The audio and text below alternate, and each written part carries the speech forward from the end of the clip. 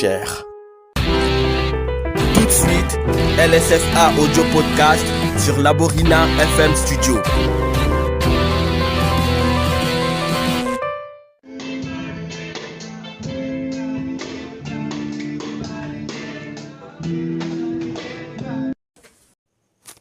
Merci Jésus-Christ, merci mon Seigneur, mon Sauveur, merci mon tout, merci ma raison de vivre pour tout ce que tu fais et aussi pour ce que tu es. Merci Père éternel, oh je te célèbre de là où je suis, car mon âme a trouvé grâce à tes yeux et la joie qui est dans mon cœur est assez grande pour dire combien je peux témoigner que tu es merveilleux, Jésus. Merci, Jésus, pour tes merveilles qui ne s'épuisent pas à mon égard. Pécheur que je suis, pécheur mauvais être humain que je suis. Mais tu me récupères et tu me permets d'être là pour parler de ta part, Seigneur. C'est pourquoi je veux te remercier pour ce privilège que tu m'accordes d'être encore là pour cette émission de plus. Merci parce que tu me permets de te servir. Que toute la gloire te revienne, Seigneur. Et je te prie de toucher le cœur de tous ceux qui m'écouteront. De tous ceux qui... Ce n'est pas moi qu'ils vont écouter, mais que ce soit toi qu'ils écoutent à travers ma voix au nom de Jésus-Christ. Que ton nom soit célébré. Alléluia. Amen. Bonjour à tous. J'espère que vous allez très bien par la grâce de notre Seigneur Jésus-Christ. Vous êtes les bienvenus. Tu es le bienvenu. Tu es la bienvenue à LSFA, Laborina, salut pour tous. Et donc, Laborina S, salut pour tous. LSFA Audio Podcast, c'est donc l'épisode 2 de la saison 1 de LSFA Audio Podcast. Et le thème que nous avons commencé à développer, c'est « Tu n'as pas tout perdu ». Le sous-thème, c'est la confiance en Dieu versus la souffrance. Et le grand angle, la vie de Job. Ça peut aussi être ta vie, la vie de Job. Tu peux te retrouver dans la vie de Job. C'est-à-dire, tu peux vivre une chose similaire à la vie de Job. N'hésite pas, assieds-toi sur le canapé. Écoute ce que j'ai à te dire et tu te retrouveras très certainement.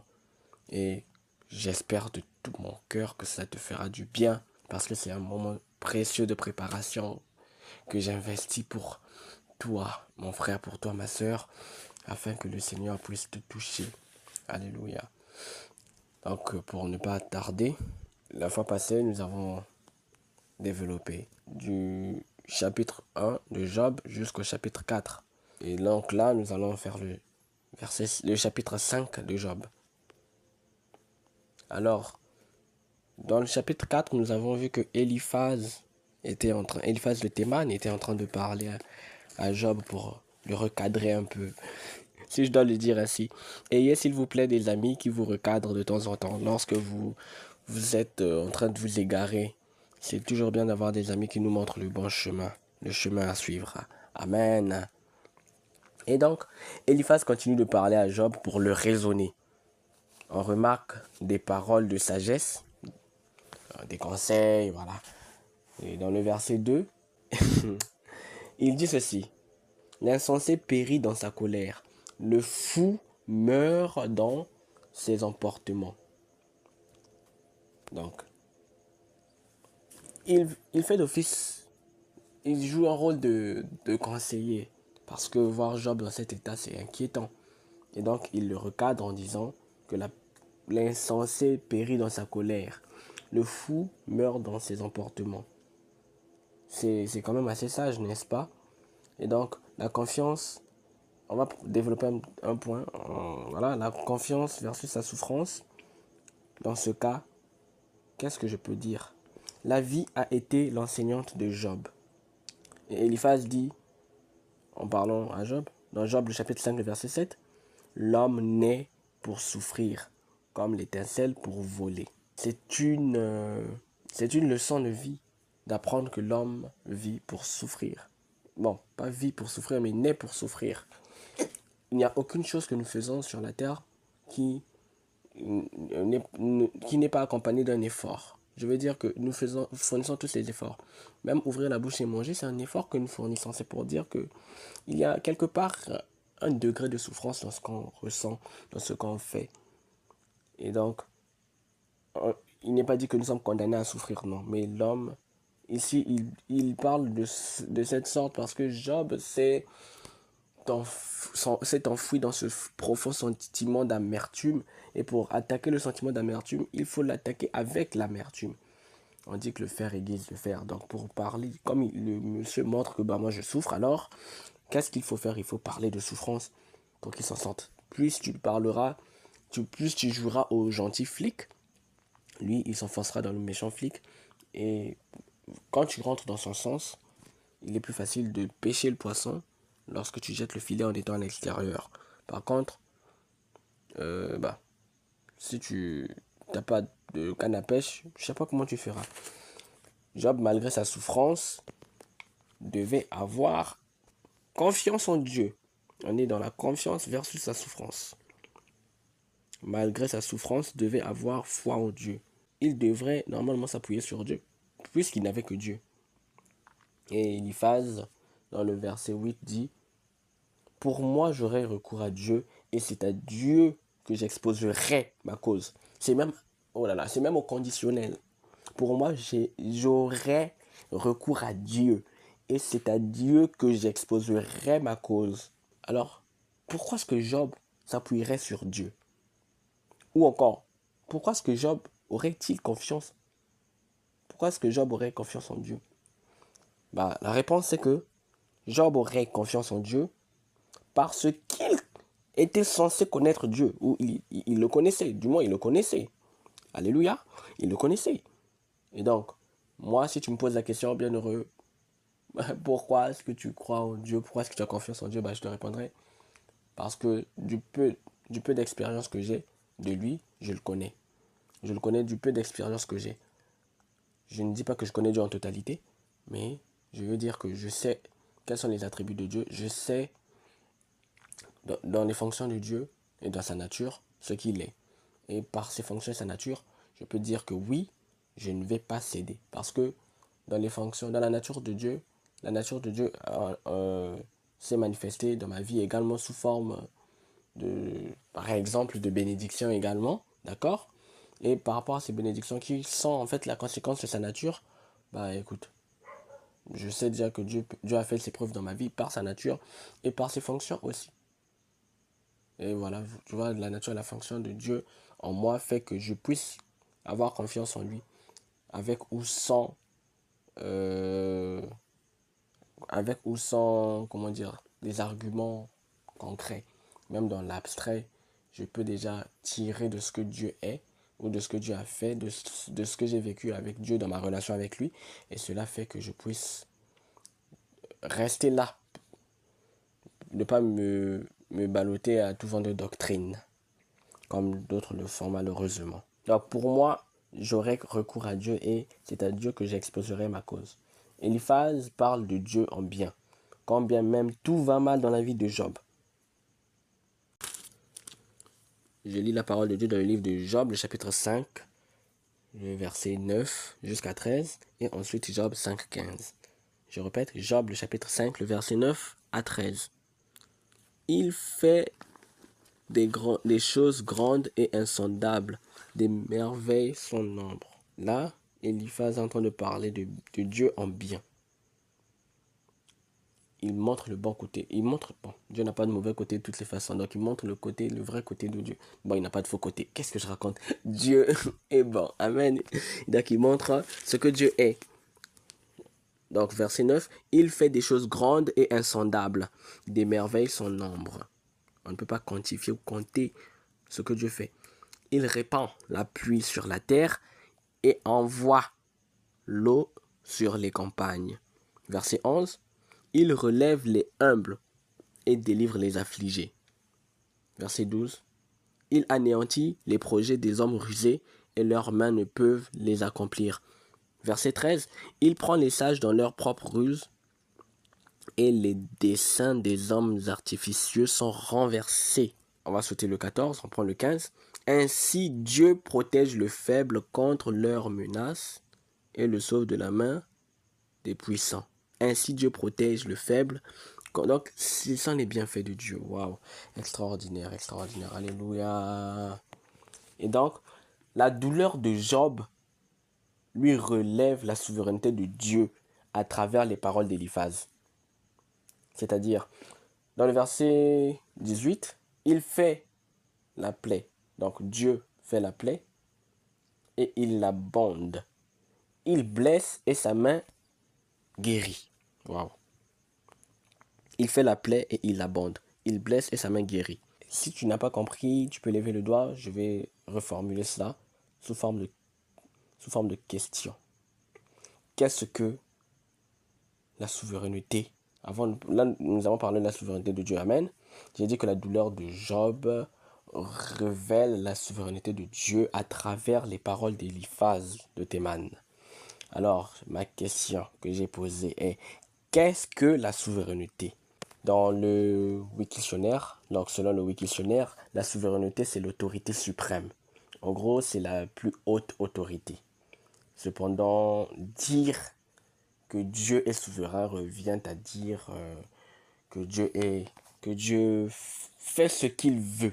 Ok? Dieu fait ce qu'il veut, quand il veut, comme il veut et où il veut.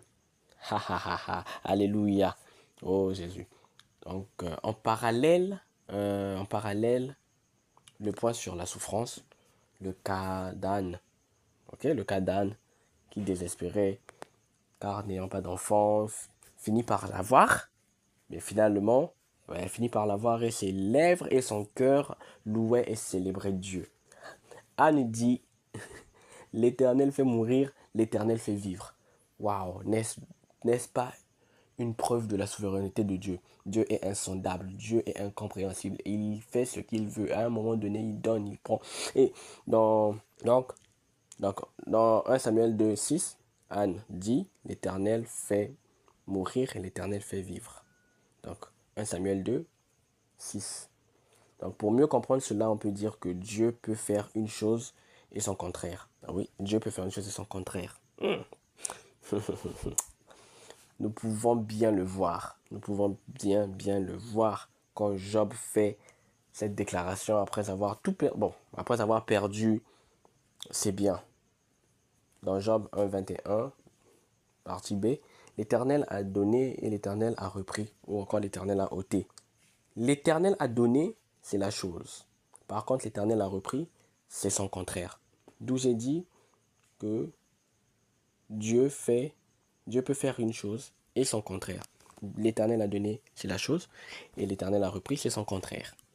Et donc le verset 20, il te sauvera de la mort pendant la famine et les coups de glaive pendant la guerre. Il te sauvera de la mort pendant la famine. C'est tout Job, quoi. C'est tout Job. Dans sa famine, qui est aussi une image de figure de sa souffrance, il n'est pas mort. D'où ce que Éliphaz dit est totalement vrai et démontrable. Je veux dire démonstratif. Et démontrable, pourquoi pas, dans la vie de Job. On peut démontrer cela dans la vie de Job, que malgré sa douleur, sa souffrance, il n'est pas mort. D'où, voilà, Éliphaz dit qu'il te sauvera de la mort pendant la famine. Et avec ce type de souffrance de Job, il serait même déjà mort. Mais il n'en a pas été ainsi. Et donc le reste des versets, c'est-à-dire de 21 à 27, sont les autres encouragements d'Éliphaz de Théman à Job. On peut quand même le lire, de 21 à 27. Tu seras à l'abri du fléau de la langue. Tu seras sans crainte quand viendra la dévastation. Verset 22, tu te riras de la dévastation comme de la famine, et tu n'auras pas à redouter les bêtes de la terre. 23, car tu feras alliance avec les pierres des champs, et les bêtes de la terre seront en paix avec toi. Verset 24, tu jouiras du bonheur sous ta tente, tu retrouveras tes troupeaux au complet. Verset 25, tu verras ta postérité s'accroître et tes rejetants se multiplier comme l'herbe des champs. Verset 26, tu entreras au sépulcre dans la vieillesse comme on emporte une gerbe en son temps.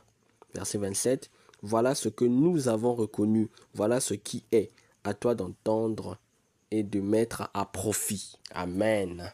Et donc, après, dans Job 6, Job prend la parole en montrant que ce n'est pas possible de peser sa douleur. Donc, de peser ou de mesurer sa douleur. Lisons-le dans le verset 6 de Job. Hi-ha! Chapitre 6, verset 2. Qu'est-ce que je dis? Alléluia. Verset 2. Oh, oh, s'il était possible de peser ma douleur et si toutes mes calamités étaient sur la balance. Ouh. Elle serait plus pesante que le sable. Verset 3. Elle serait plus pesante que le sable de la mer. Voilà pourquoi mes paroles vont jusqu'à la folie. Car les flèches du Tout-Puissant m'ont percé et mon âme en suce le venin. Bon, tu suces le venin, mais tu meurs pas. Aïe, op. Les terreurs de Dieu se rangent en bataille contre moi.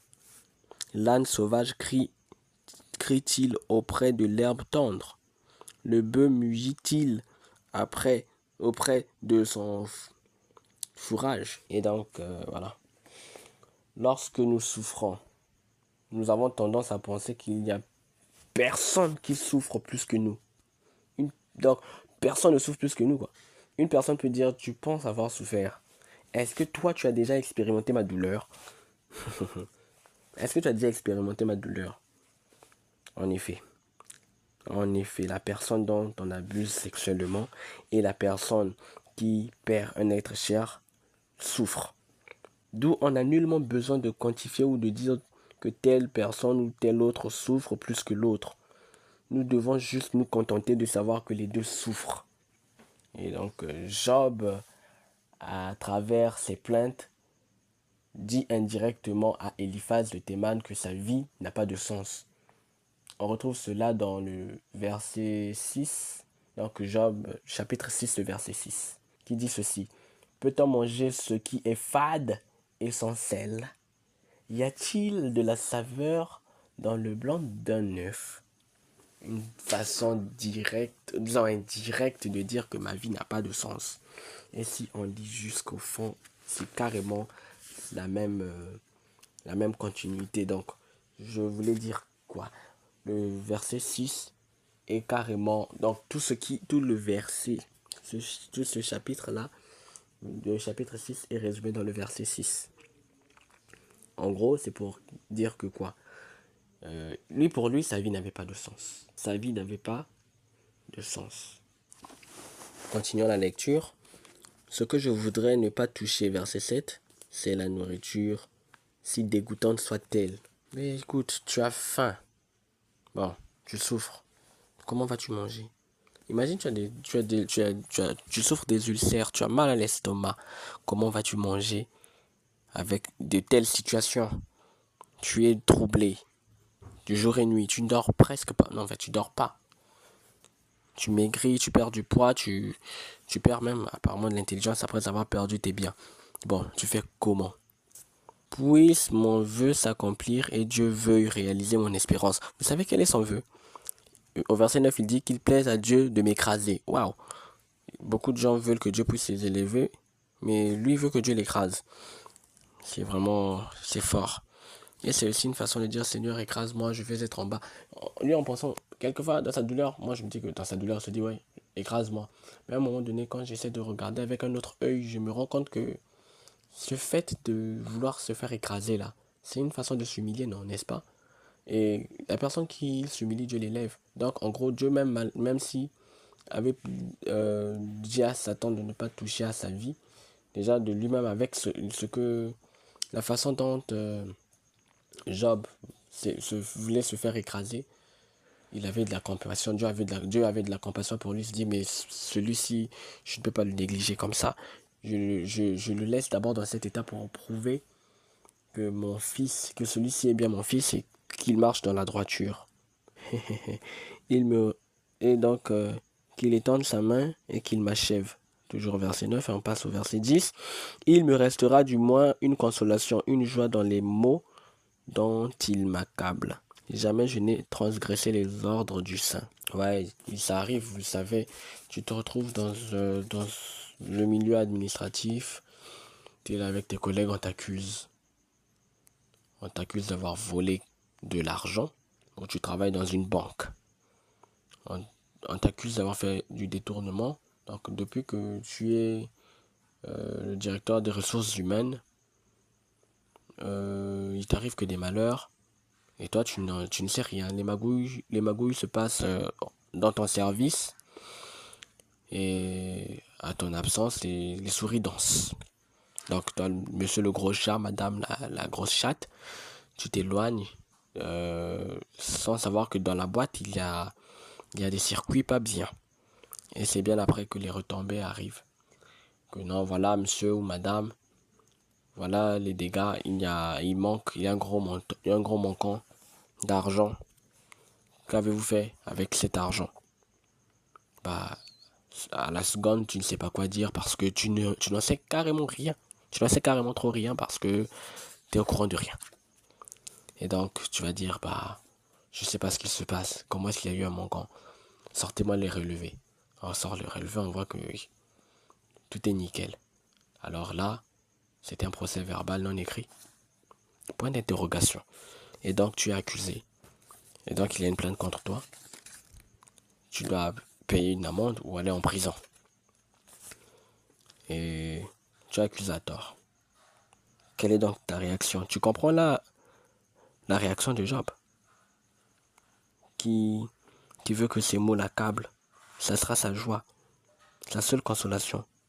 Parce qu'il n'a pas transgressé les ordres du saint. Donc toi, tu sais que tu n'as rien fait de mal, mais on t'impute le mal. On met sur toi les mauvaises choses. Donc toutes les... tout- Ah, Verset 11. Pourquoi espérer quand je n'ai plus de force? Ça aussi, il faut mettre un petit astérisque dessus, un signe. Pourquoi espérer lorsque je n'ai plus de force? Il y en a plein qui font cette prière. Pourquoi je vais espérer? Pourquoi est-ce que je dois espérer? Je n'ai plus de force. Pourquoi est-ce que je dois espérer? À quoi cela me sert d'espérer? Ça me sert à quoi? Je vais à l'église depuis des années. Je prie pour ma guérison. Mais il ne se passe rien, pas de miracle. Je pleure en secret, je pleure. Je cherche une solution. Je ne guéris pas. Tu dois être une sœur. Tu demandes d'avoir un mari, un bon mari. Tu pries, personne ne te regarde. Tu jeûnes, personne ne te regarde. Tu fais des retraites, on ne te regarde pas. Et quand tu vois tes amis ont la forme de, de Delilah ou je ne sais pas, une femme belle de figure ou de morphologie.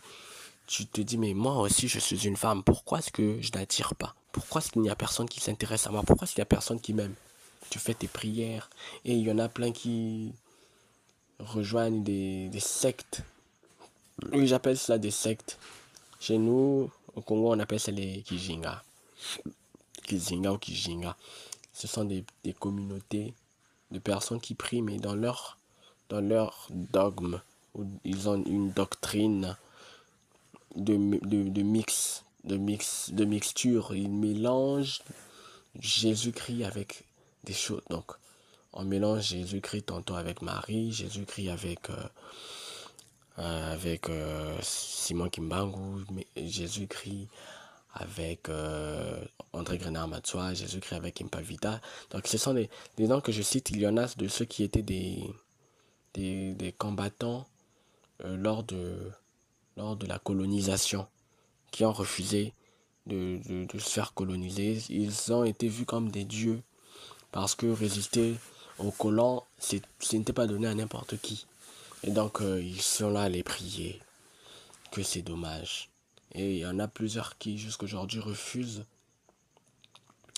même d'avoir des cartes d'identité, parce que carte d'identité ça revient à dire qu'il faut que nous sommes en train de nous conformer à la culture occidentale. Et donc pour eux, garder des valeurs africaines, c'est de prier des morts, de les invoquer, donc ces choses de ce genre. Mais ce n'est pas biblique, s'il vous plaît. En fait, ne commettez pas cette erreur. Donc je continue, j'étais en train de dire que il y en a qui souffrent dans l'âme, ils sont profondément attristés parce qu'ils n'ont pas transgressé. Et ils n'ont pas de force pour espérer parce que ils ont quitté de leurs églises, ils ont quitté leur maison pour aller dans des communautés, des communautés de ce genre, des communautés qui n'ont rien à voir avec ce que Christ veut de nous. Tout ça pour aller... Tous ceux qui rejoignent ces clans, ces clubs ou ces sectes-là sont des personnes qui désirent juste le verbe avoir là. Je veux juste avoir. Je veux avoir. C'est l'avoir seulement qui les amène, qui les appelle. Mais sinon, adorer Dieu, célébrer. Si c'est chanter, danser, tout le monde le fait. Mais entrer dans l'intimité avec Dieu, c'est... Non, c'est vraiment... Ce n'est vraiment pas ça. Je ne suis pas en train d'attaquer quelqu'un ici, non. Nul, nul n'est mon intention de pointer du doigt des gens. Mais je veux juste dire une chose. Affaire de prière. Prière sans relation, c'est nul et sans effet. Un autre exemple que je peux donner, c'est quoi? Disons, tu es un homme. Tu es un homme et suppose qu'il y a une femme qui est là, avec qui vous ne vous connaissez qu'à peine il y a 2 jours. Vous ne vous connaissez qu'il y a à peine 2 jours et elle aussi est en train de m'écouter, toi aussi tu es en train de m'écouter. Imaginez-vous en tant qu'auditeur que la femme demande à ce monsieur-là qu'elle vient de connaître de lui offrir un iPhone 14 Pro Max. Est-ce que ce monsieur va le lui offrir? Vous allez me dire que ouais, il y a des gens comme ça, il y a des gens comme ça qui sont ouais, généreux et tout, d'autres c'est pour des intérêts, il va offrir parce qu'il veut ensuite faire sa chose. Ok, mais dans la logique, dans le principe des choses, il ne le fera pas. Il n'offrira pas quelque chose à cette dame qu'il connaît à peine. Parce que déjà de base, il doit avoir quelqu'un dans sa vie, n'est-ce pas? Certainement qu'il est marié, il est fiancé, il a quelqu'un dans sa vie, mais il n'offrira pas quelque chose de valeur aussi grande, aussi inestimable qu'un téléphone aussi cher. Pourquoi donc? Tout simplement parce qu'il n'y a rien entre les deux. Il n'y a pas de relation. Bah, une collègue de travail, ouais, un collègue de travail, on peut lui offrir quelque chose. Mais la valeur aussi compte. Lorsque c'est trop dépassé, là, il faut poser la question. Pourquoi? Pourquoi tout ça? Ça sert à quoi? C'est quoi le but? Parce qu'il faut pas être aveugle, il faut pas être fermer les yeux, il faut ouvrir les yeux parce que aujourd'hui le monde est terrible. Tu te dis que ouais bah écoute c'est mon ami, c'est normal qu'il m'offre des cadeaux aussi chers. Oui mais qu'est-ce qu'il veut de toi en fait? Il y a des normes. Bah limite si t'es pas ma meilleure amie ou mon meilleur ami, bah écoute, tu me fais un cadeau, un geste si grand, merci beaucoup, je comprends, mais je veux bien comprendre que tu le fais de manière désintéressée. Parce que s'il y a quelque chose derrière, en tout cas je dis bye bye. Non, j'ai pas besoin de ton cadeau. Donc c'est une façon de dire quoi. Il faut être sage. On a besoin de temps en temps d'écouter ce genre de choses. Donc, il y a un problème de relation. Lorsqu'on prie avec Dieu, on prie Dieu, lorsqu'on cause avec Dieu, il y a un problème de relation. Si jusque-là Dieu n'a pas exaucé, ça signifie tout simplement qu'il faut creuser encore. Bon, Job, lui, il ne faisait que creuser dans sa déception, dans sa tristesse. Je le comprends. C'est une réponse automatique, naturelle. C'est l'automatisme naturel qui répond aussi tristement parce que déjà, il a perdu ce qui faisait sa joie. Hein? Il a perdu ce qui faisait sa joie. Donc c'est tout à fait normal qu'il soit dans cet état. Le pauvre. Oh, oh, oh, oh. Pourquoi attendre quand ma fin est certaine? Verset 11 toujours. Hein. Pourquoi attendre quand ma fin est certaine? En fait, il s'est fait une image, une bulle, il s'est créé une histoire dans sa tête qu'il est en train de mourir parce en fait, la douleur, elle est évidente, elle est visible, elle est ressentie même. Et sur cette base, il se dit que bah, mais moi, je suis déjà fini, je vais bientôt mourir. Et c'est ce qui fait qu'ils disent au verset 12, ma force est-elle une force de pierre? Mon corps est-il d'airain?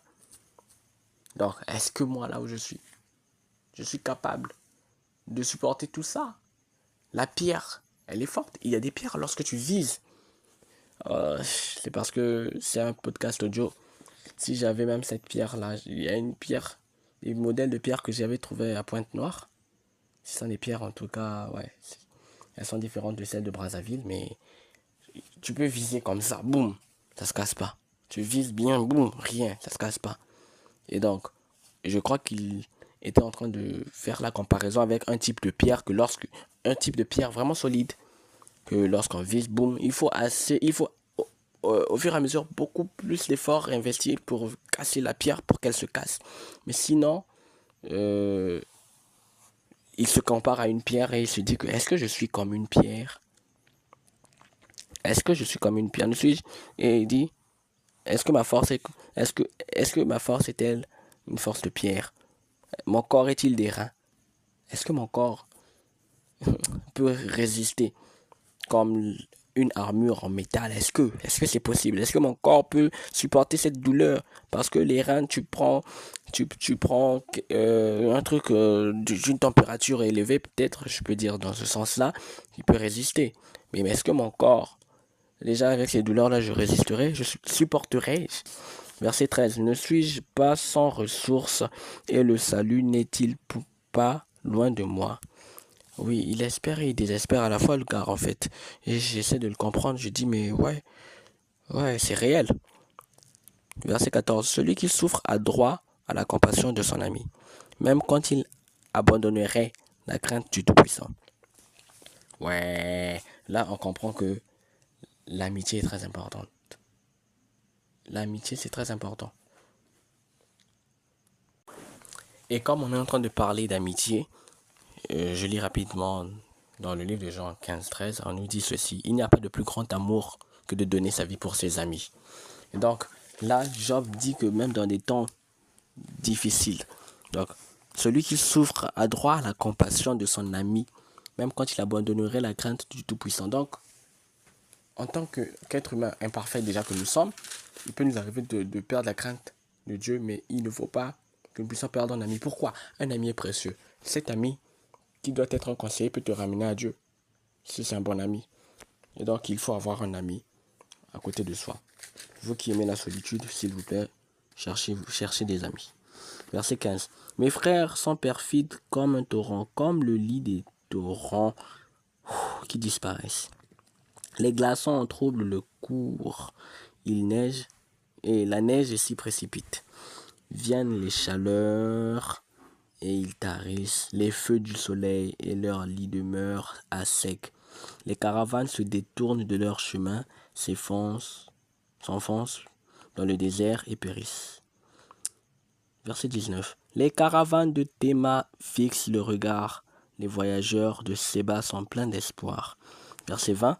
Ils sont honteux d'avoir eu confiance. Ils restent confondus quand ils arrivent. Verset 21.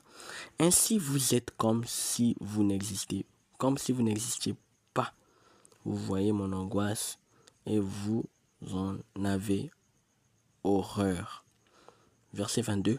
Vous ai-je dit, donnez-moi quelque chose, faites en ma faveur des présents avec vos biens, délivrez-moi de la main de l'ennemi, rachetez-moi de la main des méchants. Verset 23. Ok, donc c'est une façon de dire, est-ce que moi je vous ai demandé quelque chose? Est-ce que je vous ai demandé quelque chose? Je vous ai demandé de faire ci, de faire ça. Il y en a qui font. En fait, c'est une façon de dire, pourquoi est-ce que tu es venu me dire tout ça? Je souffre déjà. Tout ce que tu me dis là, je n'avais pas besoin d'entendre ça. Euh, j'ouvre une parenthèse. J'ai une collègue de classe qui, après avoir eu, après avoir, bon, après avoir fait un devoir, elle a estimé qu'elle n'a pas assez bien travaillé à ce devoir-là. Et pour elle, elle dit ça ouvertement, qu'elle a besoin que quelqu'un lui dise que ça va aller, que, ça, que les choses peuvent bien se passer, qu'elle peut avoir une bonne note. Tout comme si ça ne va pas, on est là, on va se soutenir. Ça m'a touché, ça m'a fait un choc de waouh, un choc de ouf. Je me dis wow, ouais, on a tous envie d'entendre ça. On a envie d'entendre ça, de se faire, en fait, d'être rassuré de temps en temps. C'est toujours bien. Et donc, à ce niveau-là, Job dit, ah, mais tout ce que tu... En fait, il veut dire, tout ce que tu... Pourquoi me parler de tout ça, en fait? Vous ai-je dit, donnez-moi quelque chose, faites en ma faveur des présents avec vos biens, délivrez-moi de la main de l'ennemi, rachetez-moi de la main des méchants. C'est une façon d'empirer son cas. Et même quand je lis, quand j'ai lu le commentaire, le commentaire sur Job, donc le commentaire biblique, donc de la Bible d'Étude, il dit ceci, ce qu'il ne faut pas dire à une personne affligée. Et le sous-titre c'est les amis de Job empiraient la situation. Waouh. En tout cas, je vais pas m'attarder sur sur le commentaire, mais c'est juste une façon de dire que les amis de Job aussi, ah bah, ils abusent, hein, ils abusent. On va avancer vite fait, le temps passe. Verset 24. Instruisez-moi et je me tairai. Faites-moi comprendre en quoi j'ai péché. En fait, lui voulait juste savoir qu'est-ce que j'ai fait de mal. Pourquoi est-ce que je vis ça? Pourquoi je souffre? Pourquoi souffre-je? Pourquoi suis-je le dernier de la classe? Pourquoi ne suis-je pas le premier de la classe? Pourquoi suis-je éliminé? Pourquoi suis-je malade? Pourquoi suis-je handicapé? Pourquoi suis-je aveugle? Pourquoi suis-je célibataire? Pourquoi suis-je marié mais triste, solitaire? Pourquoi ma vie n'a-t-elle pas de chance? Pourquoi? Lui, il voulait juste avoir les réponses. Et lorsque vous lisez de Job, le chapitre 1 jusqu'à Job, le chapitre 42, on va plutôt dire jusqu'à Job, chapitre 41, vous allez vous rendre compte que Job, il attendait juste une réponse. Il attendait des réponses de la part de Dieu. Il attendait des réponses. Si ce n'était pas Dieu, mais du moins par une personne, parce que Dieu peut envoyer des gens. D'où, quand il dit que dans la douleur, donc, on peut se perdre, on peut souffrir. Celui qui souffre a droit à la compassion de son ami, même quand il abandonnerait la crainte du Tout-Puissant. Donc, Dieu peut envoyer un ami pour lui parler, un ami pour lui donner la réponse dont il a besoin. Parce que Dieu ne viendra pas descendre du ciel, écoute, mon fils, par rapport à ce que tu as dit, écoute, fais ci, fais ça, ainsi dit l'Éternel. Ça peut arriver, ainsi dit l'Éternel, mais il peut aussi envoyer. Le plus courant qu'il puisse faire, c'est d'envoyer quelqu'un vers toi pour te parler, pour te dire ce qu'il faut faire. Et Dieu parle tantôt d'une manière, tantôt d'une autre, mais on n'y prend point tantôt d'une autre. Dieu parle tantôt d'une manière, tantôt d'une autre. Job 33, 14. Et donc, même Job avait compris ça. Oui, Dieu. En fait, on n'y prend point garde. Dieu peut te parler par un frère, par une soeur, par un pasteur. Pas forcément aussi un pasteur, par... En fait, les choses les plus banales et anodines, c'est là-bas que Dieu parle aussi. Tu prends ça pour la blague, tu prends ça à la légère parce que tu ne l'as pas reçu par quelqu'un que tu estimais, ouais, j'attendais que la réponse sorte de mon pasteur. Mais non, Dieu, lui, n'a pas besoin de parler au pasteur pour ta situation. Il peut parler juste à la personne que tu côtoies le plus. Mais sois juste attentif que la moindre information ne t'échappe pas des oreilles. Tu prends dans les oreilles, tu mets dans le cœur. Alléluia. En quoi j'ai péché? Verset 25. Que les paroles vraies soient persuasives, mais que prouvent vos remontrances. Dans vos remontrances, ça prouve quoi? Hein? Voulez-vous donc blâmer ce que j'ai dit et ne voir que du vent dans les discours d'un désespéré? Verset 27 et dernier verset du chapitre 5 du 6 du livre de Job. Vous accablez un orphelin, vous persécutez votre ami. Et beaucoup d'entre nous, nous sommes des persécuteurs. Je vais m'arrêter par là. Prochainement, on fera Job 7. Et pourra pas Job 8 aussi. L'idéal était qu'on fasse 4 versets, 4 chapitres. Et on fait selon ce que Dieu veut. Parce que ça serait fait sur 10 jours. Mais Dieu veut que ça prenne encore un peu plus de temps pour que je développe. Alors, je choisis de suivre ce qui est mieux à suivre Je choisis d'écouter sa voix qui me parle, et tantôt d'une manière, tantôt d'une autre. Et donc, je ne vais pas me précipiter. Je vais aller doucement, doucement. Certainement que cette parole te concerne. Et donc, le verset 27 dit ceci: vous accablez un orphelin, vous persécutez votre ami. Nous sommes parfois des persécuteurs. La langue a un pouvoir. Au commencement était la parole, Job, le chapitre 1, le verset 1.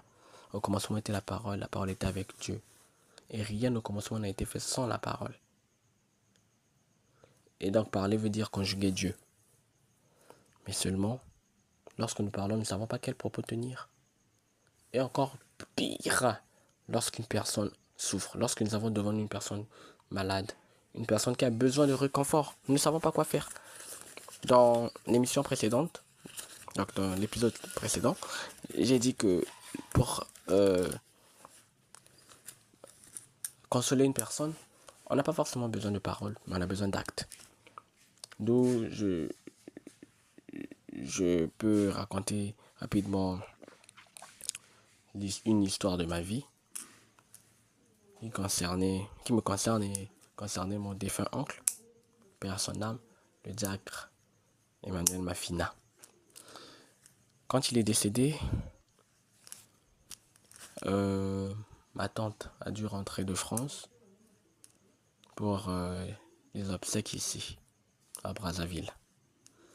Et donc, le soir où elle est arrivée, je me tenais devant le portail et j'étais le premier à aller vers elle. Je l'ai prise dans mes bras, je lui ai fait un câlin. Et sans mots, je ne pouvais rien dire. Bien sûr, c'était mon oncle, mais c'était aussi l'époux de ma tante. Donc, à ce moment-là, qu'aurais-je dit qui changerait quoi? En moi, j'avais déjà assez une grande douleur que ma bouche, même c'est mieux même d'avoir, comme on dit, le chat au niveau de la gorge. Mais moi, je ne pouvais pas parler. Je l'ai juste pris dans mes bras. Je l'ai prise dans mes bras et c'est tout. C'était ma façon de parler, de dire quelque chose. C'était une forte connexion. Donc c'est une façon de dire quoi. Et il y a aussi un fait. Ma grande sœur,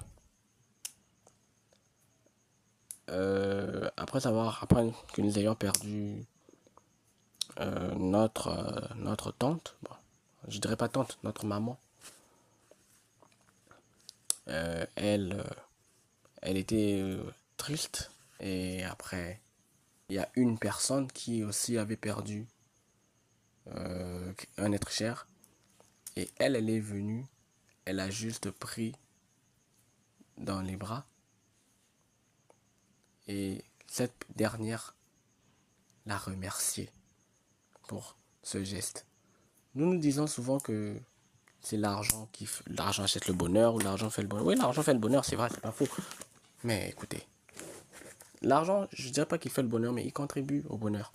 Parce que on ne peut pas non plus s'en passer. Parce que dans la société, tout fonctionne avec l'argent, presque tout. À un grand pourcentage, l'argent fonctionne.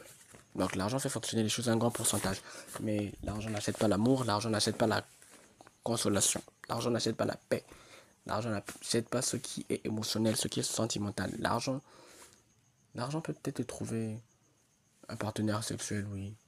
Tu vas dans une maison close, tu fais ta chose, mais c'est pas un partenaire de vie que tu trouveras avec de l'argent. Un mari, une femme, non, ça se fait pas. L'argent n'achète pas ces choses-là, ou des personnes. L'argent n'achète donc pas la paix du cœur. Et un simple mes condoléances font aussi quelquefois du bien que du superflu financier, ou un signe de montrer que écoute, moi je te donne. Et encore, ce qui est écœurant, c'est la façon dont nous gérons mal nos relations. Une personne qui souffre, ou qui a souffert pendant des années ou pendant des mois avec des ordonnances de prix exorbitants, des prix vraiment exagérés. Bien sûr, on dit que la santé n'a pas de prix. C'est justement ce mot, cette assertion qui devait pousser la majorité des personnes à se lever pour dire que oui, la santé n'a pas de prix, alors je peux dépenser tout. Il n'y a pas de plus grand amour que de donner sa vie pour ses amis. Si nous avions ça dans le cœur, moi je pense que on aurait moins de problèmes. Lorsqu'on pense à un ami, il souffre, tu as quelque chose. Encore quand tu n'as rien, oui, tu peux venir au moins assister. La personne va se sentir bien, au moins d'avoir été en ta compagnie. Bien que peut-être qu'il n'y avait pas l'argent, mais au moins tu es venu. Il y en a qui ont l'argent, ils s'envoient juste l'argent, mais on ne les voit pas. Et c'est ça aussi, ça fait aussi mal. Parfois, on aimerait la présence d'une personne, mais pas l'argent de la personne. Et donc, il disait que l'argent n'achète pas la paix intérieure ou la paix du cœur. Mais seulement, voyez-vous, les gens pensent tout résoudre avec l'argent. La personne est encore en vie. On ne fait rien. Même ordonnance, on n'assure rien du tout. Et c'est quand la personne va décéder qu'on va apprendre l'existence des mutuelles. Des mutuelles, normalement, qui auraient pu faire quelque chose pour sauver la vie d'une personne. Mais ces mutuelles, moi je me dis, ces mutuelles sont des mutuelles mortuaires ou bien, de base, une mutuelle, c'est un rassemblement qui lutte pour la cause d'un tel ou d'une autre personne. Mais de là à faire fonctionner des mutuelles seulement au niveau des décès, au niveau des fêtes, des sorties, à quoi cela sert? Prévenir vaut mieux que guérir. Vaut mieux prévenir que guérir. La personne est malade, s'il vous plaît, tu as quelque chose, un petit, que ce soit petit ou grand, c'est le geste qui compte. Si la personne est à l'hôpital, tu as des papayes, des fruits, apporte des fruits à la personne. Tu n'as pas d'ordonnance à acheter parce que tu n'as pas d'argent, ok, mais apporte des fruits, que la personne se sente bien, sache que oui, il est quand même venu, oui, elle est quand même venue. Elle m'a apporté des oranges, des ananas, des, des gâteaux, du jus. Moi qui ne pouvais pas manger, mais des fois la personne n'avait pas l'appétit en étant malade. Mais quand il voit ce que tu as fait, tu vois, il voit les efforts que tu as investis pour lui apporter à manger. La personne se dit, ouais, je vais faire un effort de manger. Car on dit, ne dit-on pas que l'appétit vient en mangeant. Je dois manger. La personne est plus rassurée par le geste que tu as fait.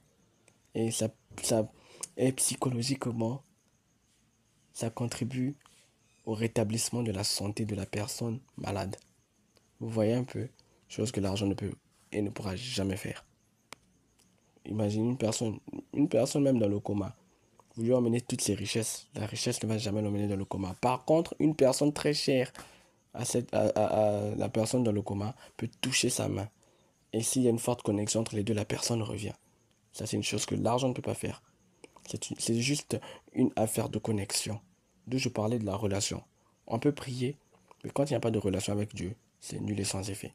Parce que tu pries qui en fait? Un papa, un enfant demande à son papa de l'argent. Son enfant est dans les droits de demander de l'argent, oui. Et papa est dans son devoir, pourra pas obligation, mais dans son devoir de donner de l'argent à son enfant. Mais toi, tu n'es rien. Donc, par exemple, mon père, supposons par exemple que mon père c'est Dieu, d'accord? Moi je demande à Dieu, Seigneur, s'il te plaît, accorde-moi la bonne santé. Il me donne la bonne santé. Toi, tu demandes l'argent. Seigneur, j'ai besoin d'argent. Il te regarde d'abord comme ça. Je ne t'ai jamais connu. Mais oui, c'est juste, c'est clair. Parce qu'il faut que Dieu te reconnaisse comme comme son enfant.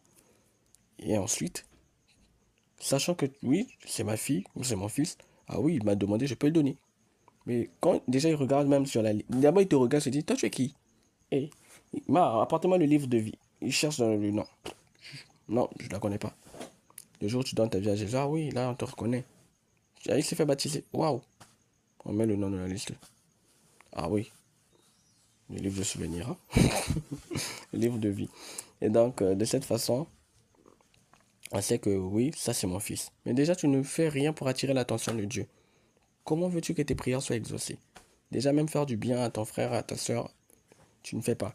Soyez fidèle dans les petites choses, autant dans les grandes. Mais soyez d'abord fidèle dans les petites choses. Une petite tâche ne va pas ça comme étant une petite. Une petite tâche peut être en fait une grande tâche, mais venue sous forme d'une petite tâche. D'où euh, quelqu'un disait que le bonheur vient. En fait, oui, je crois que c'est le docteur Bienvenu, Chikaya, qui le disait, que le bonheur, on ne fait presque jamais attention à lui parce qu'il vient, il se camoufle. Il vient dans les choses les plus simples. Il vient dans les choses les plus insoupçonnées, en fait. Si je n'ai pas paraphrasé, mais je n'ai pas dit comme il le disait, mais le bonheur, on ne fait pas trop attention parce qu'il prend l'apparence, il prend l'apparence de quelque chose. Mais c'est ça le bonheur. Et donc, il faut savoir discerner que oui, ça c'est le bonheur. On s'attend toujours aux grandes choses, mais nous oublions qu'avant d'arriver au cinquième niveau, donc bâtiment en étage, cinquième niveau, on commence toujours par le hall ou le rez-de-chaussée. On commence toujours par le rez-de-chaussée avant de monter. Et pour arriver au sommet, il y a des escaliers. Escalier signifie qu'il faut fournir des efforts pour monter. Monter signifie qu'il faut aussi transpirer parce que le corps est en mouvement. Et transpirer vient à dire que la respiration doit changer, il faut être fatigué. On te dit 50e étage, tu seras fatigué. Après, il y a vertige. Mais toi, tu es déterminé à arriver en haut. Là, je ne parle pas d'ascenseur, s'il vous plaît. Il y a deux choses dans l'épreuve. Il y a les épreuves dans lesquelles vous allez rencontrer l'escalier. Il y a des épreuves où vous rencontrez l'ascenseur. C'est-à-dire l'escalier, c'est le chemin qui va vous mener directement là où vous voulez aller. Ce sont des efforts que vous fournissez. Par contre, Dieu peut vous localiser dans sa grâce. Vous tombez sur un ascenseur disponible. Ça s'ouvre, vous rentrez. Par contre, l'ascenseur aussi peut être là, mais c'est déjà programmé pour aller au 70e étage. Toi, tu vas au 50e étage. Tu ne vas pas attendre longtemps. Tu prends les escaliers. Et arriver à un niveau donné, à un niveau, boum, l'ascenseur arrive, tu rentres, tu profites, tu montes avec Dieu. Donc c'est ça la grâce.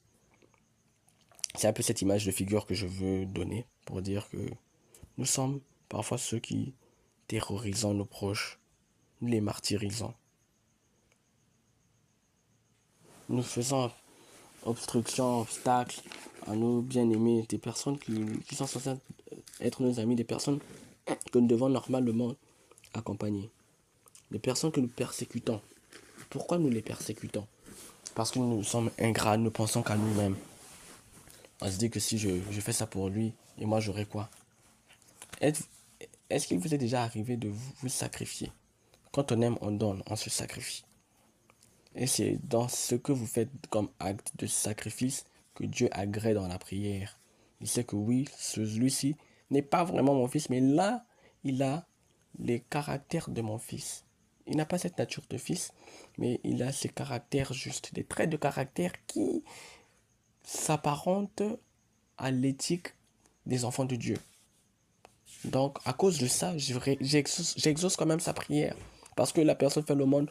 Comment pouvez-vous concevoir cela ou admettre que ceux qui ne prient pas le véritable Dieu, et ceux même qui sont athées, les athéistes, qui ne croient même pas en l'existence de Dieu, ils sont donc, je veux dire, ils sont cartésiens et athéistes. Donc, ils sont rigoureux sur leur doctrine de ne pas croire en l'existence de Dieu.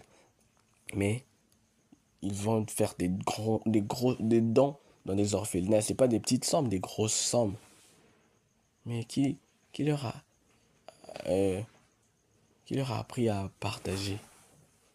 Vous voyez, ce sont des règles, des lois de la nature qu'il faut semer et on récolte à la fin. Donc quand le moment de la récolte arrive, on récolte ce qu'on a semé. Et eux, ils sèment dans beaucoup de structures, ils font des dons, ils donnent. Mais nous qui connaissons le véritable et qui sommes dans le véritable, comme le disait l'apôtre Paul, et nous ne fournissons qu'un effort, nous ne montrons pas d'exemple. Comment voulons-nous être riches si nous-mêmes nous ne rendons pas d'autres heureux ou que nous ne rendions pas des autres riches?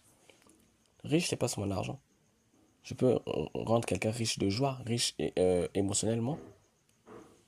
Une petite blague. Je peux faire une blague, rigoler, faire rigoler une personne qui était triste, qui a été enveloppée par ses soucis. Et cette personne va dire, waouh, bienheureux, mais vraiment, merci beaucoup. J'en avais vraiment besoin. Bon, je ne contribue pas au bonheur de l'autre, mais pourquoi est-ce que Dieu me bénira? Même si c'est en valeur d'argent. Non. Écoutez, même s'il est le maître de l'or et de l'argent. Mais nous, quel effort fournissons-nous envers nos prochains? L'amour, c'est vague. Et c'est vague et c'est vaste. L'amour de Dieu peut faire que tu aies l'amour pour des hommes. Sans l'amour de Dieu, l'amour des hommes n'est pas compris.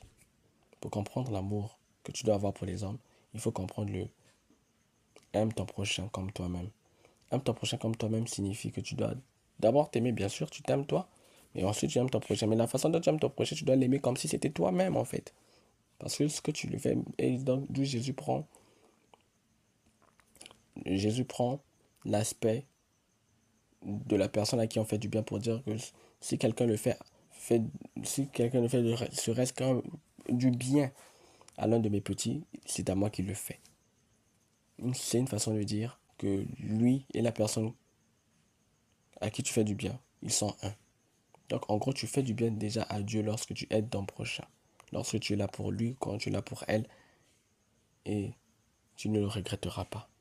Donc cessons de persécuter nos frères, cessons de persécuter nos sœurs, s'il vous plaît. Le monde va très mal. Tout le monde cherche des gloires, mais personne ne cherche à glorifier Dieu. Ils sont peu qui cherchent à glorifier Dieu, malheureusement. Mais je veux que toi qui m'écoutes aujourd'hui, que tu sois parmi les personnes qui glorifient Dieu par ta façon de parler, ta façon de t'habiller et par ta vie. Que ta vie soit une adoration pour Dieu. Honore Dieu, pas de tes lèvres seulement, mais aussi de ton cœur, du fond de ta pensée, en toi, que tout ton être, tous tes organes honore, célèbre Dieu. Seigneur Jésus, je te bénis, je te rends grâce, je te dis merci pour cette émission qui a eu lieu. Elle n'aurait pas eu lieu si ce n'était pas de ta volonté. Sans toi, cela n'aurait pas été fait. Mais tu as permis, Seigneur, que j'intervienne aujourd'hui pour la gloire de ton nom et pour le salut de quiconque croit. Seigneur Jésus, je veux procéder à l'appel au salut avant de terminer. Que tu touches et saisisses les cœurs de ceux qui m'écoutent au nom de Jésus-Christ. Et donc, ceux qui veulent donner leur vie à Jésus-Christ, j'aimerais que vous fassiez cette prière avec moi. Seigneur Jésus, je te donne ma vie. Je décide de te suivre pour toujours.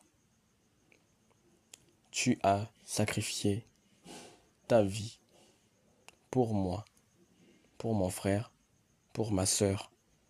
C'est pourquoi, moi, à mon tour, le sacrifice que je peux faire, c'est de renoncer à moi-même pour faire partie du corps du Christ, pour faire partie de toi qui es le corps. Tu es tout ce que j'ai à partir de maintenant. Moi, je suis le corps, toi, tu es la tête. Et ce, pour toujours. Seigneur, fais de moi ce que tu veux que je sois. Je te reçois aujourd'hui comme mon Seigneur, comme mon Sauveur, comme mon Maître, au nom puissant de Jésus-Christ. Je renonce au monde, à Satan et à toutes les influences de la terre pour te donner gloire, Seigneur Jésus-Christ. Et je veux être un témoignage vivant de ta grâce, de ton amour, de ta paix, de ta joie, au nom puissant de Jésus-Christ. Merci parce que je suis sauvé. Amen. Et donc, pourquoi on donne sa vie à Jésus? On donne sa vie à Jésus parce qu'on aime Jésus, parce que Jésus nous aime, parce que nous devons un jour le rejoindre.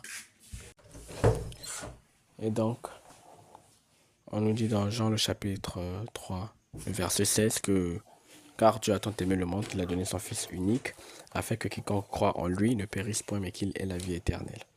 Et donc, on donne sa vie à Jésus parce que nous, nous avons la vie éternelle. Après avoir donné sa vie à Jésus, on a la vie éternelle, l'assurance de son salut. Le salut, il faut le préserver. Avoir l'assurance de son salut ne signifie pas que ouais, je suis sauvé, donc je vais mener ma vie de débauche, ma vie de péché, et que Dieu sera là à m'encourager et que je ne vais pas rater le paradis parce que je suis sauvé. Ah non, non, non, non. Tu ne tenteras point l'Éternel, ton Dieu. Donc, moi, ce que je peux faire, ce dont je peux t'encourager, c'est de te donner à la parole de Dieu, à la prière, que tu te consacres à tout ce qui concerne le Père céleste. Jésus-Christ va t'aider. Le Saint-Esprit, le Saint-Esprit est notre ami. Il est toujours là pour nous, il est disponible à tout moment. Il suffit juste de dire Saint-Esprit, voilà, j'ai besoin de toi. Pas pour tes intérêts forcément, mais besoin de toi sans intérêt. Je l'appelle juste Saint-Esprit, j'ai besoin de toi. Je veux juste que tu sois là, que tu me tiennes compagnie, que tu m'inspires dans tel domaine. Et ça se passe très bien, je vous assure. Testez aussi, comme on dit, testez. Testez le produit. Moi, j'ai testé et j'ai approuvé. Et je vous fais la publicité. Testez Jésus. Testez mon Jésus. Je suis vraiment heureux de vous parler en ce jour, le 5 avril 2025. C'est pour moi une joie. Que Jésus-Christ vous bénisse. Seigneur, merci pour cela, parce que tu es merveilleux. Pardonne-nous nos offenses comme nous pardonnons aussi à ceux qui nous ont offensés. Seigneur, pardonne. Pardonne mon frère, pardonne ma soeur, pardonne-moi, pardonne-nous tous, Seigneur, car la terre a péché contre toi. Job se demandait, quel est le péché que j'ai commis? Peut-être son péché était d'avoir été trop bon, jusqu'à attirer même l'attention du diable sur lui. Seigneur, même dans ma plus grande faiblesse, ne me laisse pas perdre mon amour pour toi et la crainte que j'ai de toi. Seigneur, Job a dit que un ami doit être là. Même dans la souffrance, on a besoin d'un ami. Quand bien même on abandonnerait la crainte de Dieu ou quand on abandonnerait la foi. Il peut arriver des situations qui peuvent faire vaciller notre foi. Mais Seigneur, donne-nous de tenir bon, car nous savons qui tu es. Nous sommes le véritable. Donc ne permets pas, Seigneur, que nous laissions engloutir par quoi que ce soit. Merci Jésus infiniment pour tes bontés qui ne s'épuisent pas. Oh, je vais à ta source m'abreuver. Je vais à la recherche de ton eau vive, ton eau qui donne la vie et dont je n'aurai plus jamais soif. Merci pour mon frère, pour ma soeur qui m'écoute. Merci pour leur vie, que tu les bénisses, Seigneur. Ils n'ont pas tout perdu, mais ils t'ont retrouvé en croyant avoir tout perdu. Et c'est pour moi une joie de le savoir. Et je célèbre ton nom parce que il est dit dans ta parole que il y a de la joie dans le ciel lorsqu'une seule âme donne sa vie à Christ. Alors, j'imagine que ce sont des dizaines de personnes qui ont donné leur vie à toi. Alors, je te bénis pour cela. Que toute la gloire te revienne, Seigneur Jésus-Christ. Amen. Et donc, je suis heureux j'étais heureux, je suis heureux d'avoir été à cette antenne au micro. Bienheureux Théonette Samba, votre frère. Que Jésus-Christ vous bénisse. À nous revoir prochainement pour l'épisode 3. Amen. L'épisode 3 de la saison 1 de LSFA Audio Podcast. Que Jésus-Christ vous bénisse.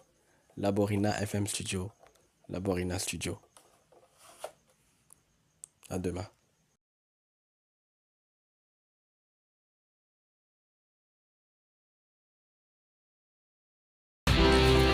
Vous venez de suivre LSFA Audio Podcast, saison 1, épisode 2 sur la Burkina FM Studio.